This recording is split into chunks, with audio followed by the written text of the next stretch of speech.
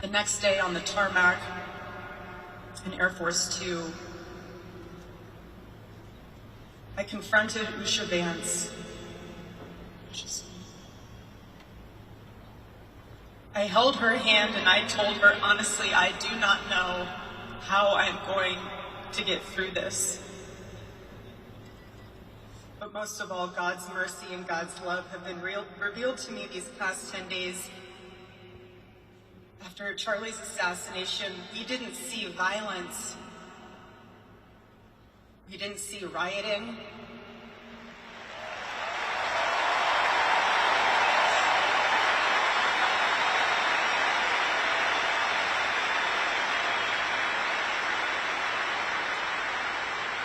We didn't see revolution. Instead, we saw what my husband always prayed he would see in this country.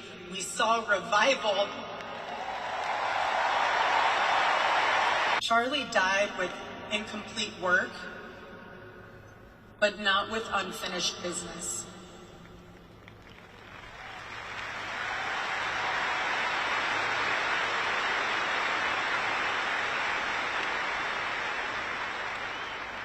I will miss him.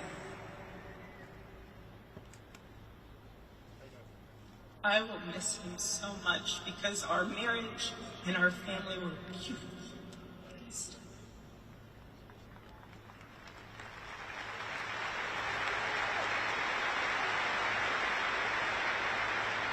The greatest cause in Charlie's life was trying to revive the American family. My husband, Charlie, he wanted to save young men, just like the one who took his life. That man,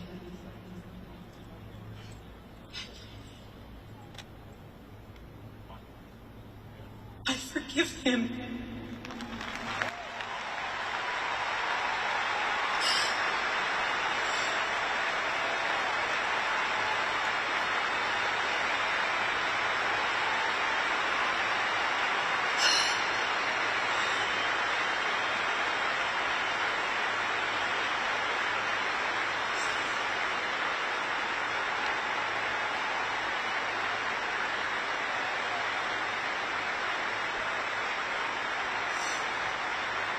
Forgive him because it was what Christ did and is what Charlie would do.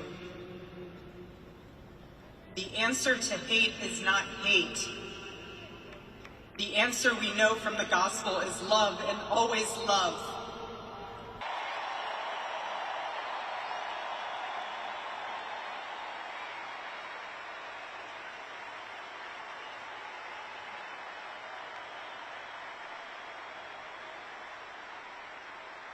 He was a very good guy. He was a very convincing guy. He didn't stop, but he would ask for things like that. Sir, could you be tomorrow in California? I said, Charlie, give me a break, please. He just wouldn't stop, and he succeeded. But I almost always went because you never wanted to let Charlie down. He worked so hard. You just didn't want to let him down. I felt guilty. He'd make me feel very guilty. As president, many people asked me for things, but Charlie was one of the few who always gave more than he took. He was a giver, much more than a taker.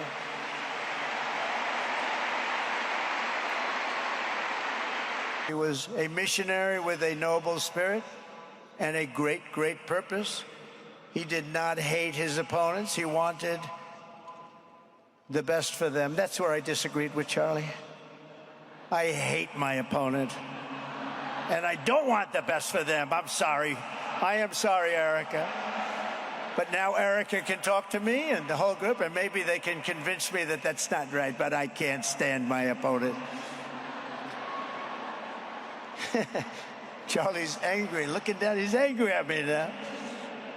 He wasn't interested in demonizing anyone. He was interested in persuading everyone to the ideas and principles he believed were good, right, and true.